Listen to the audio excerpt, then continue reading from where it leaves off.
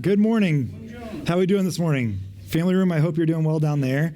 Glad you guys are here. It's so nice to see. Some of you have only seen on Zoom, and so it's really cool to see that you have like a torso and legs and everything. And it's cool that you're not just wearing pajamas because, I mean, I know how you guys have been doing church for the last few months. Let's not kid ourselves. I know how you've been doing it. But glad you're here this morning as we continue this series. And we just started it last week. And so today we're going to kind of just take the next step in this. So if you are new, if you're just jumping into this series, you're not too far behind, okay? You're going to be able to catch up. But today we're talking about this grassroots gospel. We're really looking at the entire book of Acts. And how do we go from a man to a movement? How do we go from Jesus to what we see today and everything that we understand about the church and this entire movement that we're a part of? And really what it comes down to is it comes down to his followers. And so what I'd like to do real quick is I want to show you a quick video. There's a guy named Derek Sivers who I think does an amazing job with this video. He did one of my favorite TED Talks. So I want to show you the video that he shows. And this is how it goes from a leader to a movement. So this is every white person at Coachella. I think this is all of us. This was me in high school at Dave Matthews Band concerts. And you're just dancing. It's just a guy dancing. But notice what happens. He's a lone nut. He's one crazy man. But suddenly, he's now a leader. He's now a leader. There's a follower. There's a follower with him, which turns him from just one crazy dude to a leader of something. I don't know what you want to call it. He is definitely a leader of something. And these two guys, notice how he validates the next guy. He shows him like, you're doing it right. They celebrate together. And now they're going to continue dancing. It's hard to explain if maybe this isn't dancing. They're going to continue to move their bodies in weird ways. And they're going to just keep doing this. Now notice, what happens is they get another follower. They are now at 3, guys. This is now a crowd. 3 is a crowd. This is now a movement. This guy went from being just one crazy guy who has been doing too much peyote to a guy who now has followers. And now look, here we go. There's a whole crowd gathering, and now it's going to become not just multiplication, or not just addition, but multiplication. There's going to be multiplying of numbers. People are now coming in droves, where you start to have people sitting out here who are starting to go from asking, why would I go be part of that, to asking, why wouldn't I go be a part of that? They're going to start moving in literally droves of people. That one crazy man who was just in his shorts and nothing else was having the time of his life, and now all these people are joining in. People from all over the concert are now becoming a part of this craze, of this movement. Do you see what happens? Is actually the leader is important, but what matters is followers that validate the leader. If you're leading and you have no followers, you are not a leader of anything. You're just a guy who's dancing by himself. Until you have followers, and the right followers, you're not leading anything. You're just dancing. You're the lone nut. What we're looking for is the leader, right? And Jesus, when he begins this movement that we see 2,000 years ago with a small handful of people with very little money, very little influence in one little small section of the world, that thing that we see over there is suddenly now something that spans the entire globe. More than 2 billion people claim to be a part of this movement. I mean, we are in a spot where like, what happened? How do we get from there to here? And I would say that part of it is the leader of this movement, absolutely. But part of it is the followers of this movement. And today what we want to look at is why the followers that Jesus chose. Why is it these followers? Why are these followers so important? And specifically one follower. Today we're going to look at one specific follower, and we're going to look at his story because in the Gospel of Acts, this is the first follower who is chosen not by Jesus himself, but by the other disciples. Okay? He's not chosen by Jesus. Remember, Jesus would walk around. He would choose the first 12 disciples. He handpicked them. We don't know why exactly each one of them, but he handpicked these disciples. And this is the first follower who is going to come by the means of the disciples choosing him. And in this whole story of Grassroots Gospel, just let me tell you real quick, as we look at the book of Acts, this Grassroots Gospel of movement, what we're going to see is, I think today, this story, it's a very short story, but I think it has the power to impact all of our stories. And it's a very short story, but I think it also has the power to impact our story as a church. That's why we're going through this whole thing. If you're new to this, 4 years ago, we started this Grassroots Gospel series 4 years ago when we very first started the church. We did a series through Acts because we wanted to figure out how we could look like the early church. And today, we're going to do this series again. We're going back through the book of Acts because as we reopen the church, we thought it'd be a good time to revisit what we think this church should look like. What does it look like to be a church that has impact on its community? What does it look like to be a church of all people from all backgrounds who could come to one place? What does it look like to spread the gospel through grassroots movements and methods? And that's what we're going to do today. That's what we're going to continue to look at through the next few weeks as we go through the book of Acts. And I'm going to tell you, this series is going to take a bit. It's going to take a while. But today, as we look at this one follower who makes this movement, he's part of this movement. His story, I think, again, has a lot of potential, but his name is Matthias. You might not have heard of the disciple Matthias. It's okay if you haven't. To be honest with you, if you want to know about Matthias, and you want to know what we know about him, the answer is not much. We know almost nothing about Matthias. He has almost no backstory. There's not a lot going on here. In fact, we're going to look at just the 5 verses that he's even mentioned in. And the truth is, we don't know his beginning, his end story. We don't know much about him. Matthias is kind of a Cotton Eye Joe type guy where we don't know where he came from and where he is going to go. We don't know any of that stuff. So what we're going to see here is with Matthias, there's going to be this short, small story, but I think it has a big impact.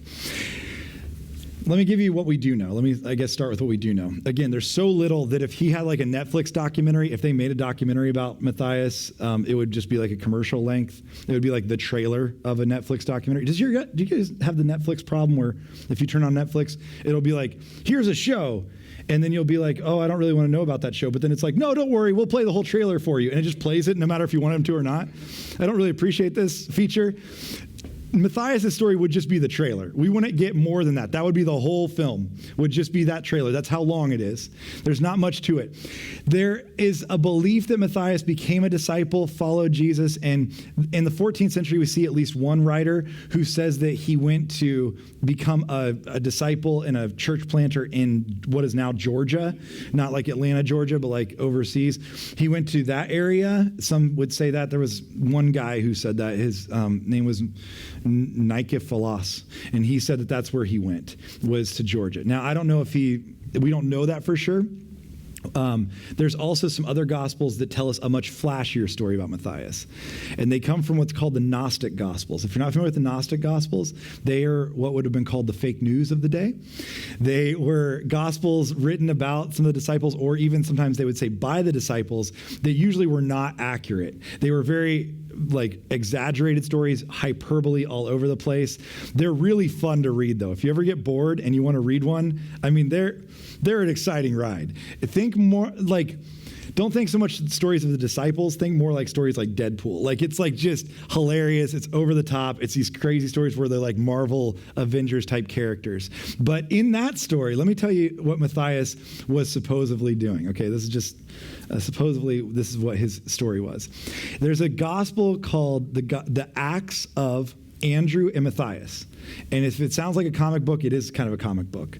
And what happens is Matthias and Andrew go to a colony that is cannibalistic, and then they get there, and I'm sorry for what's about to be said, but their eyes are gouged out, and Matthias' eyes are. Andrew leaves. He just splits. He's gone.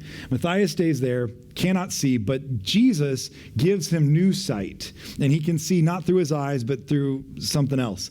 And he gets new sight, and after he can now see again, he calls out for Andrew through, like, I don't know, some kind of sonar thing, and calls for Andrew. Andrew hears him and gets on a ship. The ship is captained by Jesus and 2 angels.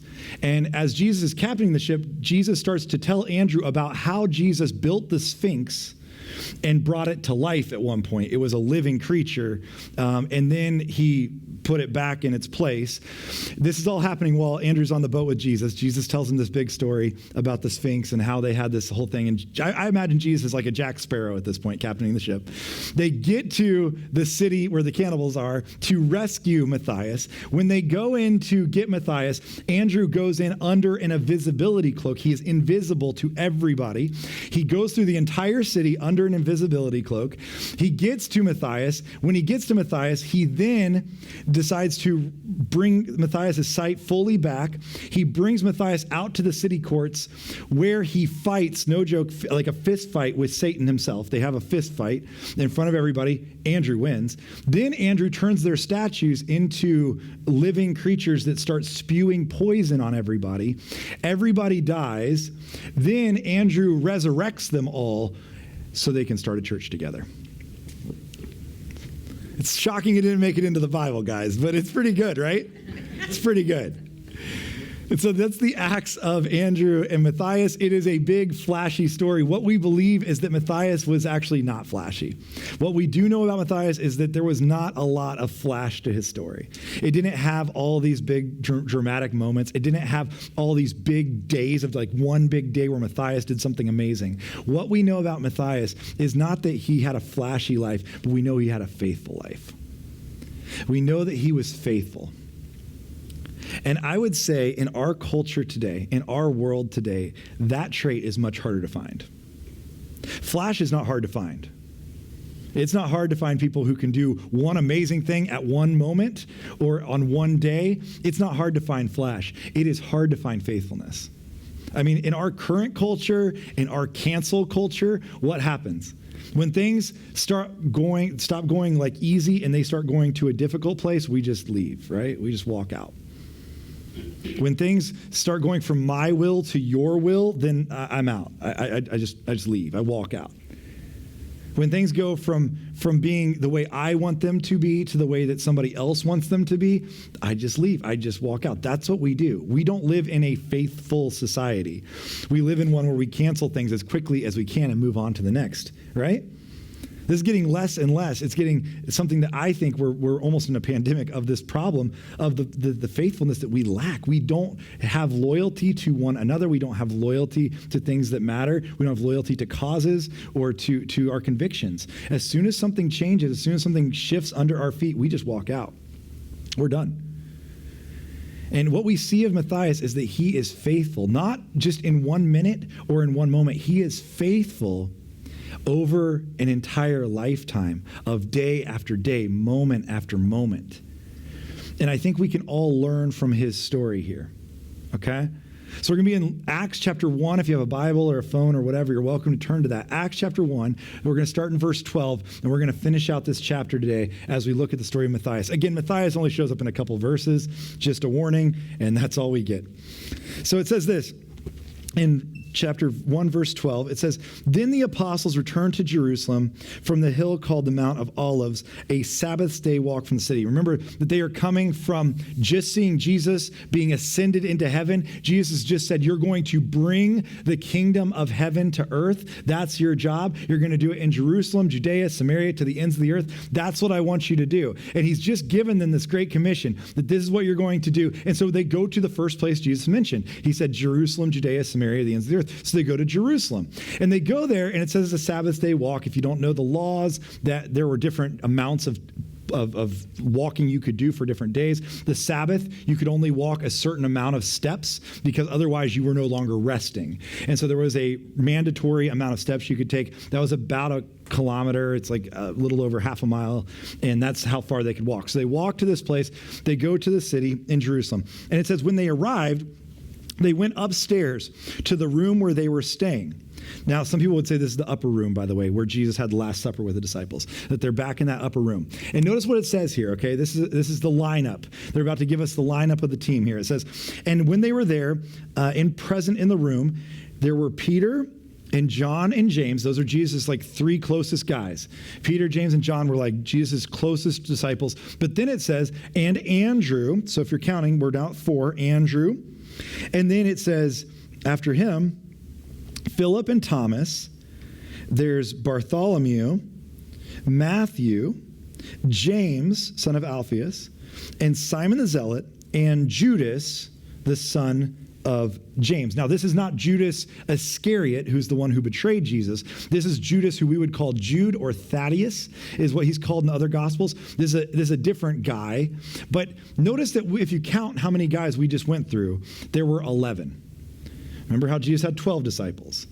There are now only 11 because Judas Iscariot is no longer with them. And this is such an interesting collection. Again, we don't have to get into this in a major way, but think of the people Jesus chose to follow him. This group is a phenomenal and really interesting group. Not a lot of influence, almost no money, very little education, not the best and the brightest, not the flashiest or the biggest group.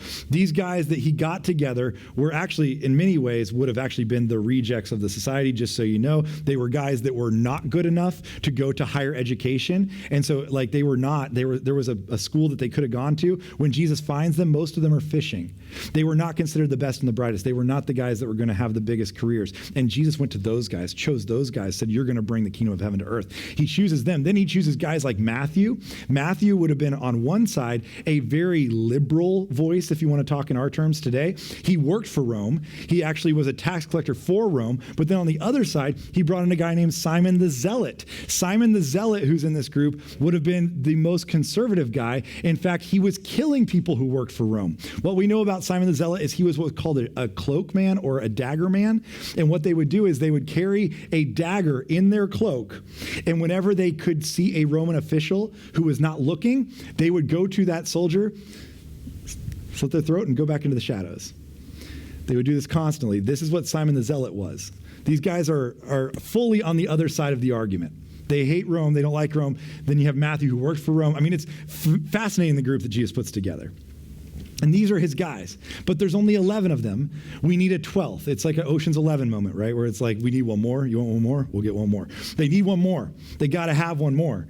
Right? And so they have this moment upstairs. It says in verse 14, it says, they all joined together constantly in prayer, along with the women and Mary, the mother of Jesus, and with his brothers. So this group gets together. They have women there, not just the disciples, but women are there as well. And Mary, his mother, Jesus' own mother, was there. It also says that there were his brothers. Now, this isn't hugely important for today. We will get to this in a few weeks. But just so you know, Jesus' brothers did not believe in him. Jesus' own brothers did not believe in Jesus through the entire gospel. But now they're here. They showed up in this moment to be in this place. Jesus had two brothers, at least that we know of. James and Jude were their names. And apparently Jesus' parents had a thing for J names. There was Jesus and James and Jude.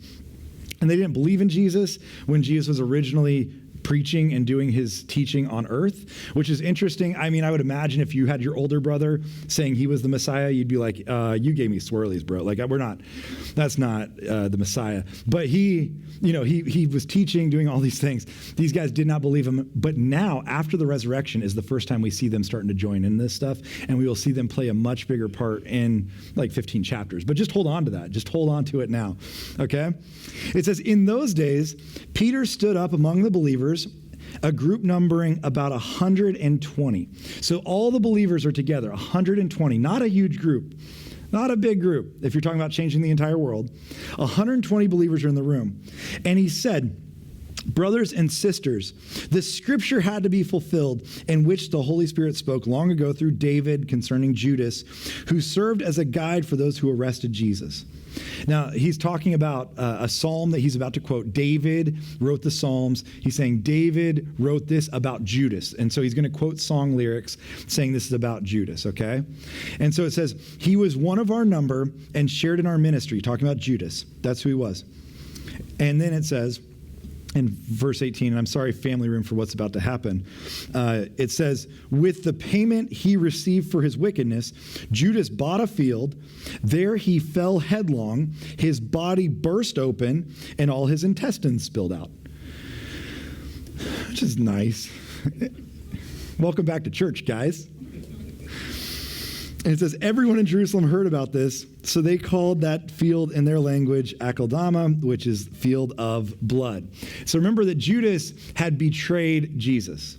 Judas had betrayed Jesus. And if you think about this for just a second, Judas betrayed Jesus for 30 silver coins. That's what he took. The silver coins that he took were a specific kind of coin. They probably were not the Roman coin. They were what was called the Tyrian shekel. The Tyrian shekel was a silver coin. It's about this big. I wish I could get one. I wish I would have brought one for you, but I found out that they sell for about $5,000 a piece, so I don't have one. Sorry, guys. We'll take up a collection later and see if we can get one. If you guys happen to go digging in Rome, though, and you find one, please get it to me, okay? If you happen to do some Indiana Jones situation and you're out digging things up. So it's like a little silver coin, and what it had on it was actually a god's face on the front. It was a Greek god, specifically either Baal himself, which was a god all through the Old Testament, who was kind of the enemy of Yahweh, the God of the Bible. They were two competing gods. Some would say it's a god that was an Olympic god, actually one of the Olympian gods. But there was another god on this coin. If you think about this for a second, coins at this time were new, and having a face on a coin was new technology. This was something that had never been done before. And they would put rulers and gods on there because you didn't know what they looked like. If I didn't know what Caesar looked like, there wasn't like a Twitter of the day. So you would put him on a coin so I could see what his face looked like. And they would do this with the gods, so you would know what the gods looked like.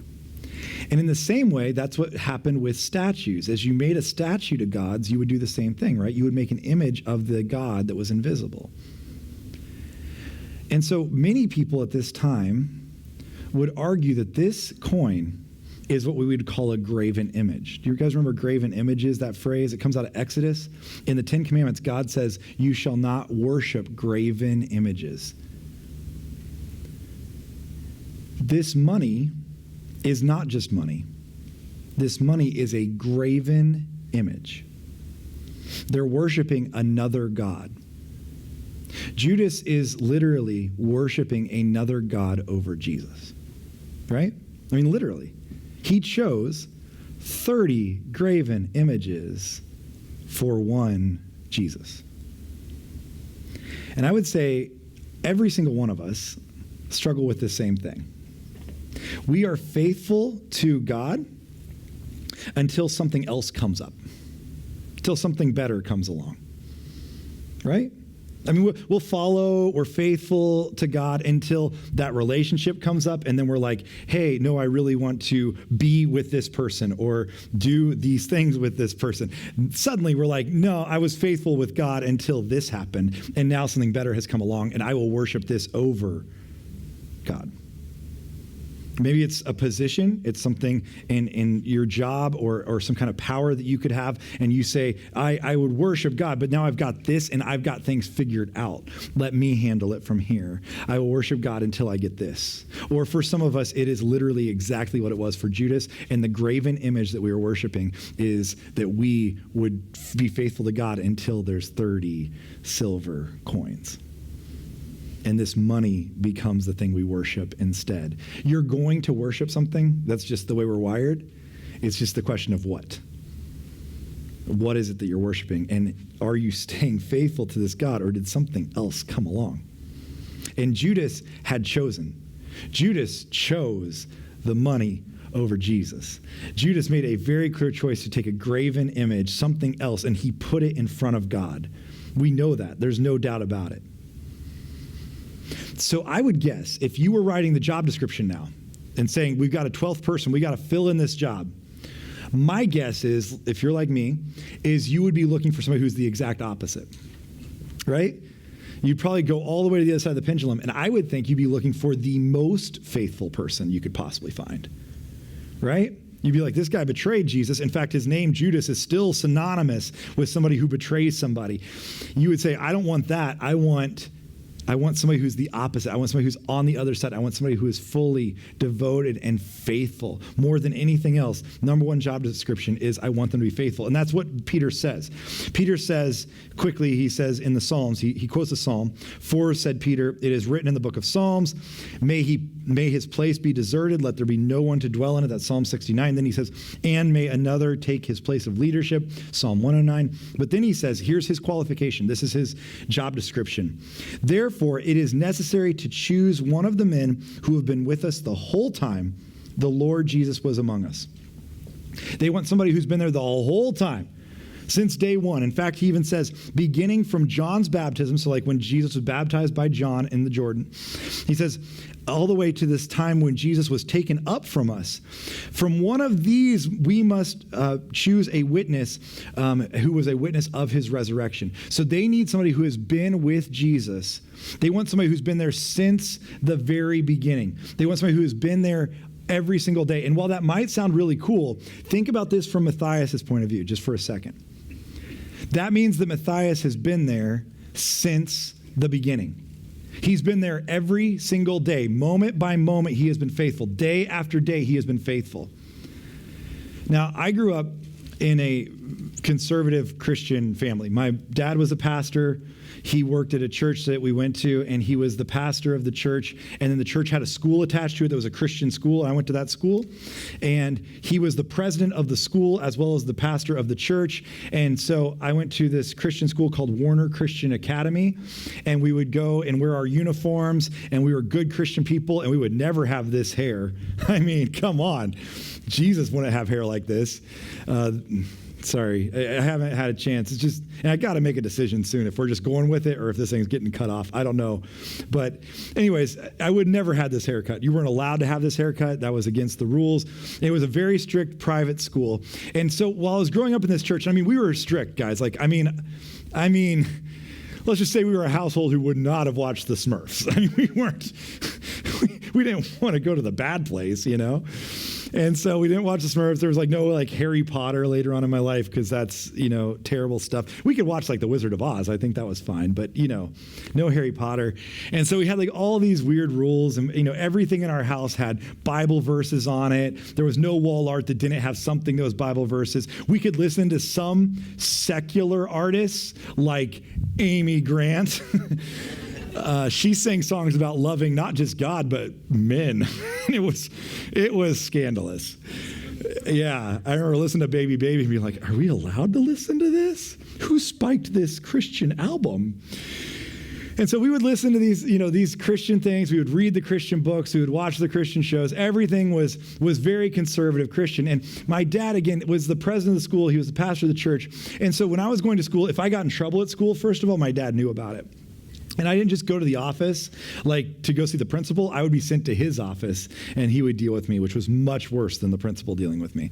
And so he was very involved in what we were doing at the school and how we were handling things. And I remember there was a year where we had our annual Bible quizzing.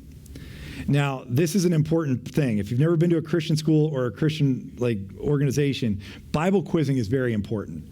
And you literally get ranked on how well you know the Bible. And I think that rank is actually the number in which you will go to heaven in the rapture. Like wherever you place, if you're first, you get that first tier of going to heaven. But like when it gets down to, you know, you don't want to take any chances. Let's just say that you don't want to slip below 144,000 in the world. You don't want to get down there. And so I was doing the Bible quizzing, and guys, I'm not going to lie, I wasn't good at it. I was bad at it. And I did not win. I did not make it into the top tier of the Bible quizzing. I was not great at it. But one year, the Bible quizzing people, I guess the representative from our school who was first place, could not make it, could not go. And it was just up to our Bible teacher to choose somebody to decide who would go in their place. And I figured I was a shoo-in. Like my dad was their boss, technically. I should be going. And here's why I wanted to go. I will be honest. It wasn't about the Bible. There was a Burger King next door to the school, and you got to go to Burger King if you got to go to the Bible quizzing. I was really in there for the Burger King. I think to this day, that's probably why I learned the Bible so much, was just because I was like, do I get Burger King? Like, I don't know. Something in me is still inherently into that. That's why you should read, because if you were part of the Book It Club when you were a kid, do you remember Book It with Pizza Hut? Oh, it's the only reason I'm literate. And so I was so excited about it. I thought, I'm a shoo-in. They're going to pick me. I'm definitely going to go be a Bible quizzer. And they chose somebody. And guys, it was not me. It was Kyle LaFave. No one even likes Kyle LaFave. Let's just be honest about it. Kyle LaFave's the worst. They chose Kyle LaFave over me. And it hurt real bad. I thought I was going to get in there. I thought I was going to be a shoo-in.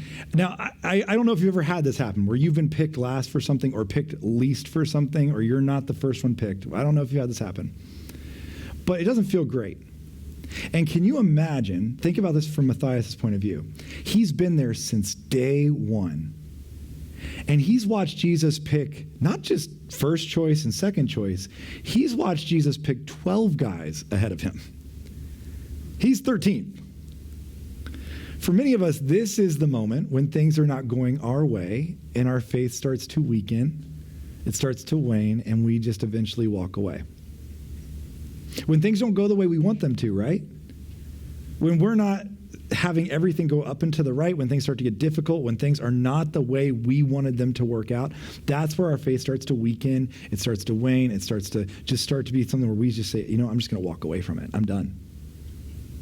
Many of us have been in that place. Things haven't worked out for us, and what happens to our faith? Immediately, it starts to feel weaker, doesn't it? But Matthias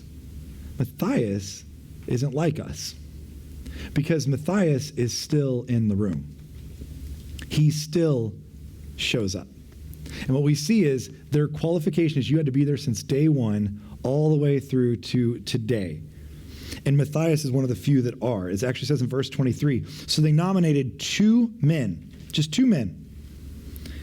And it says they chose Joseph, who is called Barsabbas, also known as Justus. Now, he gets 3 names, like he's Joseph, he's called Barsabbas. He also likes to be called Justus. Apparently, he gets a lot of names. He's like the Neil Patrick Harris of this group or what. By the way, if you ever want to research something real weird, look up Kiefer Sutherland's entire name. I think it's like 8 names deep. Just enjoy that. That's just fun. Don't do it now, later. But yeah, look that up. So you're going up against a guy with all the names, and he's chosen as one of the candidates, and then the other one is Matthias. And I'm guessing that there's only 2 people. My guess is, if you look at the qualifications above it, the only qualifications they gave is that you had to be here since day one.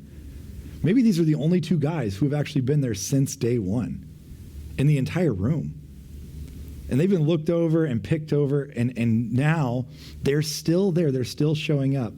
And it says, then they prayed. So they pray over what's about to happen. And they say, Lord, this is Peter speaking, Lord, you know everyone's heart. Show us which of these 2 you have chosen to take over this apostolic ministry, which Judas left to go where he belongs. Which is a nice way to say that. Then they cast lots. Casting lots is just putting names in a hat, basically. I think it's kind of like gambling. So they're probably not going to heaven, but they were casting lots. They literally put names in a hat, decided to pick out of this. And it says, and then the lot fell to Matthias, so he was added to the other 11 apostles. Those are all the verses about Matthias, by the way. That was it. You saw the entirety of Matthias' story. Yeah, and I know, and you think that's something. Try to make a sermon out of it. So that's it. But what's interesting here is I think what we look at here is we look at this idea of Matthias and we say, oh man, God really showed favor on Matthias, and that's what happened here. And that is true. They prayed over this, and this was a choice they made with Matthias. But I would say on the other hand, Matthias did something right too, and that's that Matthias showed up. It's not that he was just showed favor, it's that he showed up. Showing up, according to Woody Allen, is 80% of success. And I would say there's some truth to this. Because, think about this. I hear this from people. I legitimately hear this. First of all, let's talk not even spiritual. Let's not even talk about spiritual stuff. I hear from people like, whether it's in your job, you want that promotion, or you want that next position or whatever. One of the easiest questions to ask is, well, are you showing up? Like maybe there's a reason you don't have that job. Are you showing up? You doing the work? I hear this from people who, oh man, I really, want to make more money. Well, are you showing up? I want to lose weight. Well, are you showing up? This is a very simple principle, to be honest with you, isn't it? Like anything we want to do, are you showing up? How many students do we have that I want better grades? Great. You showing up? I would say that's step one. And I think sometimes we don't see the merit in this, but showing up is so important. Just showing up. And what Matthias does right is that he could have walked away a long time ago. His faith could have waned a long time ago.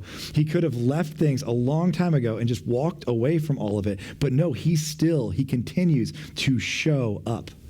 And this time he's chosen. And I would actually say there's a reason for this. I would say his faithfulness is so overwhelming. Think about this for a second. Jesus needed a Judas at one point. He needed somebody to betray him. What if Matthias couldn't be a part of it at that time because Matthias was too faithful?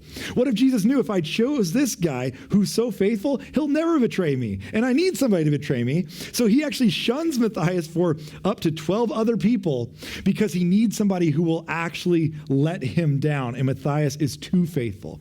There are things maybe in your life where you've been praying for something, or you've been saying, God, why won't you do this for me, or whatever, and maybe you're going, you know what, I'm done. I'm just going to walk away. I'm out. Maybe what God's saying is you need to wait. You need to stay faithful because this isn't your season yet. I have a season where I need you if you will stay faithful for it, but many of us, I think, walk away before it's time. Matthias doesn't do that. Because of his faithfulness is why he's chosen here. And I think we have to ask this question, are we showing up? Are we still showing up for the things that matter? I hear people who ask me, like, okay, I need a miracle in my life. I need God to do something in my life. I need God to intervene. I get these requests a lot. Would you pray for me? Would you do these things for me? Yes, I absolutely will. But I also have to ask you, are you showing up? Like, are you spending time speaking to God, or are you just coming to me about it? Because I don't know how to break it to you. You have the same access I do. Oof. Is that possible? I don't know if you've seen over the quarantine, by the way, one of my favorite things is, did you see, and this isn't to like harp on Catholics, I just thought it was funny, that the Pope released a statement during quarantine saying, instead of coming to do confession with us, you can just take your confession straight to God. That was a real statement. And I was like, well, did we just figure this out? Thought we settled that a couple thousand years ago, but apparently that's news. I mean, but you have the same access I do. Are you showing up? I have people who, they want to be used by God, and they feel like God's not doing the things in their life that they want him to do. Well, are you showing up? There are people who want healing or want miracles. Are you showing up? People who want to hear from God. And I talk to people who are like, I don't know what God wants me to do. I don't know how to hear from him. Well, are you showing up? Are you spending time listening? Or are you just saying he just needs to speak to me, but I'm not listening? That's not how this works. You got to show up. You got to be in the room. As a church, we had to make this decision over the last few weeks. I mean, we were in a quarantine in a global pandemic where, I don't know if you know this or not, there was an economic downturn. I don't know if you heard about that. And churches all over the country were very stressed out about this. I had so many meetings with pastors all over the country on Zoom, of course, but we were, talking about this, and every pastor was so fearful of how's our church going to survive? How are we going to make it through this? What's it going to look like, especially financially? Big concerns. And for us, we just felt like God's been faithful up to this point. You figure he's going to continue to be.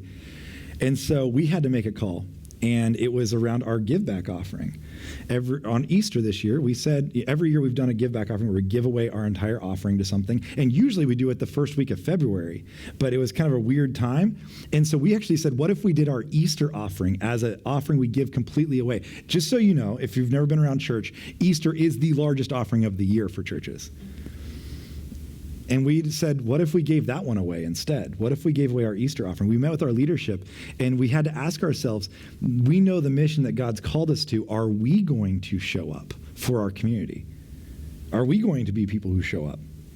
And you guys gave, it was like $3,600 that we gave away on Easter in the midst of a global pandemic where there was an economic downturn. I just want to tell you, not a lot of pastors thought I was smart doing that. But God's been faithful, and it's been amazing. And we fed, we know of about 80 families completely through this time up in Newport Richey just based off of that. I mean, that's a huge deal. And we had to ask ourselves, are we going to show up? Or because things look bad, because things aren't going the way we want them to, because things are difficult, are we going to walk away? Is our faith going to weaken or wane, or are we going to stay faithful to what God has called us to do? And we got to stay faithful to what God has called us to do. I think this is so important. Sometimes showing up is a sign of faithfulness. I mean, I want you to think about it for just a quick second, but who has impacted your life more? Is it somebody who showed up and did one flashy thing? Or was it somebody who was faithful? Was it somebody who came in for one moment? Or was it somebody who was there moment after moment? Was it somebody who came for one day? Or was it somebody who was there day after day after day? I'm going to guess the people who have had the most impact on your life are not just people who came in and did one flashy thing, who came in and had this one big epic story. I'm going to guess the people who've had the most impact on your life are people who've been faithful day after day after day. I mean, for me, I think about years ago, Marie and I were dating, and we were moving towards engagement, and it was around the time where I had figured out we should move towards engagement. I was a guy and not smart, and it took me a long time to figure out that we should, take next steps and stuff, because I'm a genius. And so I was hanging out with a guy who was a friend of ours, and we were on a mission trip together. We were working on a roof in Tennessee on a house. And as we were on the roof, he was a guy who was a little bit older than me, but in that stage where he and his wife were still kind of young and cool, kind of thing. And so we looked up to them as mentors, and his name was Brett Valentine. And when you have the last name Valentine, that's a person you talk to about love advice. And so I was like, hey, Brett, I was telling him Marie and I have been together for a long time now.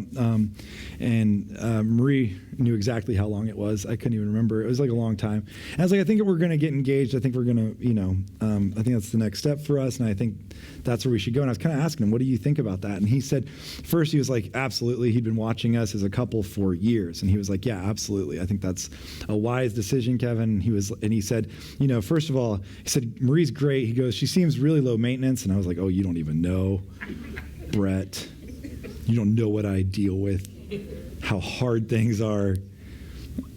And so I was like, yeah. And he goes, and this is what he said, though. This is what he said. He said, one of the things, he said, you will not find somebody who will be more faithful. And I thought about that, and how rare, first of all, is that trait? To have somebody who is faithful. And that was what his synopsis was of why this would be a good decision. And I think we overlook this trait so often. You'll not find somebody more faithful. And for me, I've never had to, in our relationship, worry about our relationship weakening or waning or one of us walking out. Never even been a thought in my mind.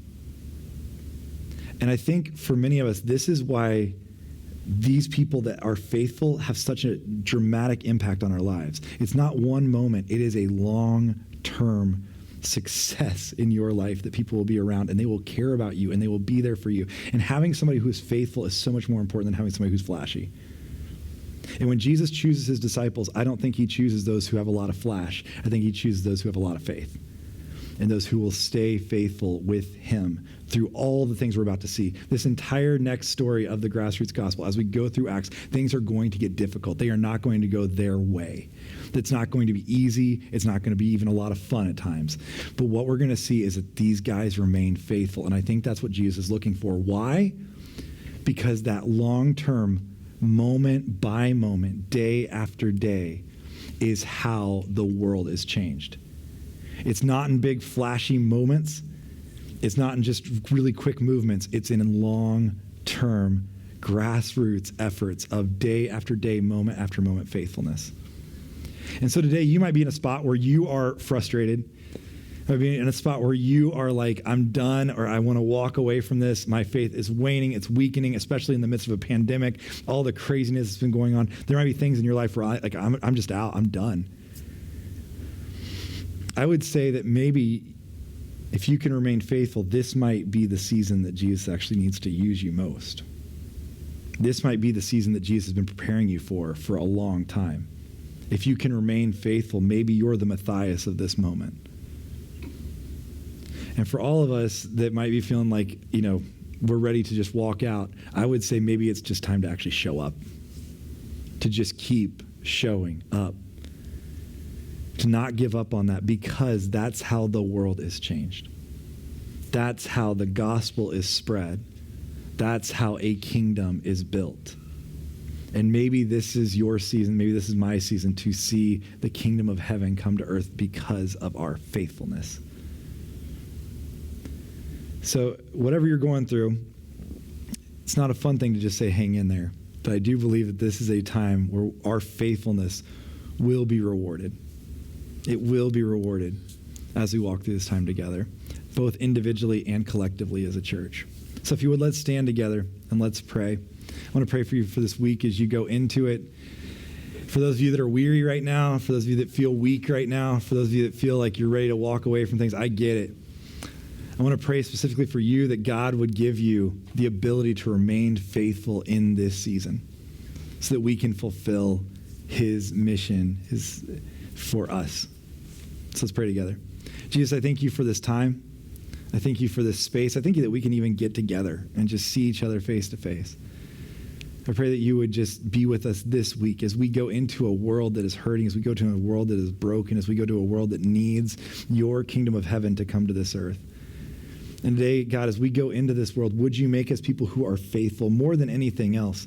There might be people we need to repair relationships with. There might be things that are going on in our workplaces, in our homes, in our schools, whatever it is. There might be things that we've been dealing with that have not been good. There might be relationships we need to repair or restore during this time.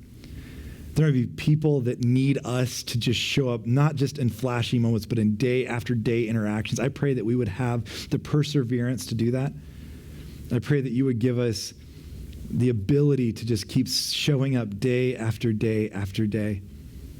Whether it's in our parenting, whether it's in our workplaces, whether it's in our marriages, whether it's in our relationship with you, would you make us people who are faithful? I pray today, God, as we go and as we walk out of this place, that you would make us people who bring the kingdom of heaven to earth in everything we do. Every word we say, every action we take. We thank you so much for who you are, and we thank you, first of all, for being so faithful to us, even at times where we are not faithful to you. And so may we reciprocate that. May we be faithful in return because of how good you've been to us, how faithful you've been to us, because of the great things you've done for us, that we would be faithful to you as well. I pray these things in your name. Amen. Amen. Amen. Well, have a great week. Family room first, you are dismissed. You can go on outside and we will meet you down there in just a second. And have a great week. RSVP for next week. Go ahead and get on there. Through June, we're doing it this way at least. So go ahead and RSVP for the next couple weeks. It's so good to see you all and have a great week.